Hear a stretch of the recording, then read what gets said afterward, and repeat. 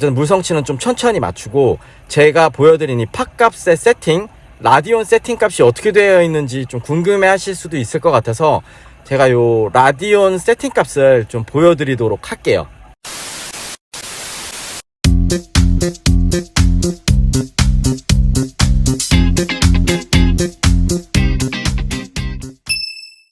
안녕하세요, 도리잼입니다.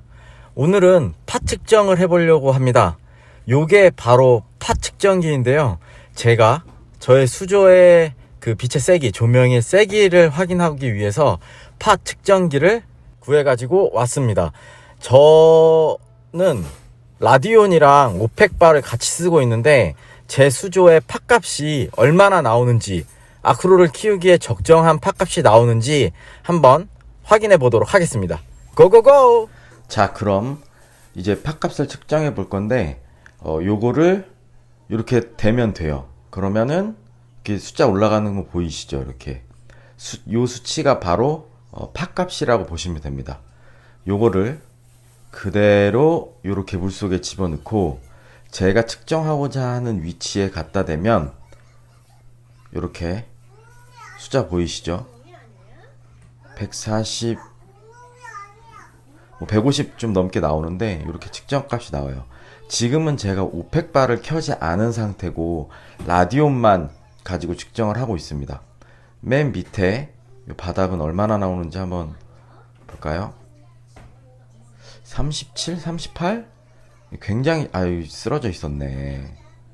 다시 83, 86 정도까지 나오는 것 같아요. 생각보다 좀 약하게 나오는 것 같습니다. 그럼 요 발광 버즈네스트에 있는 자리, 여기는 110, 115 정도? 그 정도 나오는 것 같아요. 뭐 요런 식으로 아무튼 팟값을 재는 겁니다. 그러면은 제 수조에 팟값이 얼마나 되는지, 뭐 요 자리는 한 150 정도 나오네요. 한번 전체적인 오펙바를 켜고 얼마나 나오는지 한번 좀 보도록 하겠습니다. 자, 오펙바를 켰습니다. 요 각 위치별로 팟값이 얼마나 나오는지 한번 보도록 할게요. 요건 좀 다른 얘기인데, 요렇게 요 앞에 옐로탱이 있는데, 요즘에 이 옐로탱을 보고 있으면 기분이 너무 좋아집니다. 이 하와이에서 채집이 금지됐다고 그래가지고 일부 수족관에서는 요 18만원까지 파는 걸 봤어요. 제가 요거를 7만원인가 6만원인가 주고 사왔는데 거의 한 3배 가까이, 3배 이상 몸값이 좀 뛰었습니다. 뭐 그렇다고 그래서 이 옐로우탱을 팔 건 아니지만, 어쨌든 다시 본론으로 돌아와서 요 자리를 좀 한번 측정을 해볼게요. 왼쪽 상하, 오른쪽 상하, 뭐 가운데 요런데 자리를 한번 재고 수치로 제가 보여드리도록 하겠습니다. 정면에서 보시면 요렇고 팟값은 요렇게 나옵니다.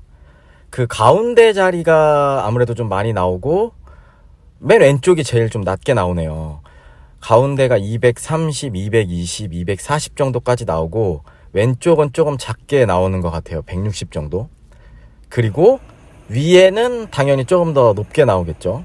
뭐 많게 나오는 자리는 350, 뭐 335, 260 이 정도까지 나오는 것 같습니다. 이게 확실히 그 산후에 가려진 자리는 조금 그늘져서 팟값이 작게 나오는 것 같아요. 이렇게 정면으로만 보면은 이게 입체감이 잘 안 사니까 측면으로 요렇게 한번 다시 좀 보도록 할게요. 이렇게 보면 이제 깊이라든가 그늘진 지역이라든가 요런 게 조금 더 자세히 보일 수 있을 것 같아요. 요 가운데 335, 350 요쪽 자리는 오펙바가 비추는 자리예요.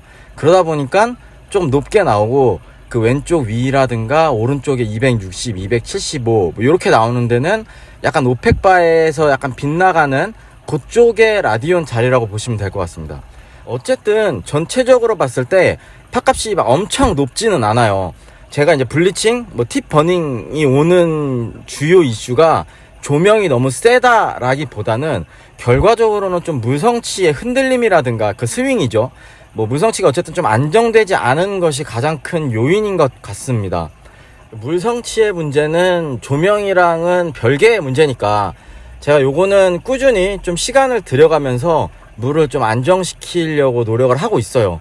또 빠르게 막 이렇게 맞추려고 했다가는 또 그 스윙 때문에 기존에 있던 산호들마저 좀 죽을 가능성이 높기 때문에 어쨌든 물 성치는 좀 천천히 맞추고, 제가 보여드린 이 팥값의 세팅, 라디온 세팅 값이 어떻게 되어 있는지 좀 궁금해 하실 수도 있을 것 같아서 제가 요 라디온 세팅 값을 좀 보여드리도록 할게요.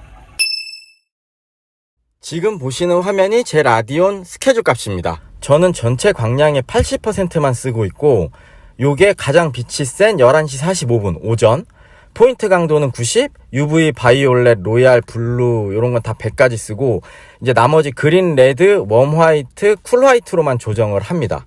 요렇게 두 파트로 나누어서 세팅을 한다고 하고, 그린, 레드, 웜 화이트, 쿨 화이트는 15%, 그리고 나서 뭐 점심때에서 저녁때까지는 그린, 레드, 웜 화이트, 쿨 화이트를 10%, 그리고 저녁때에는 포인트 강도를 조금 더 내리면서 그린, 레드, 웜 화이트, 쿨 화이트를 8%까지 쓰고 있습니다.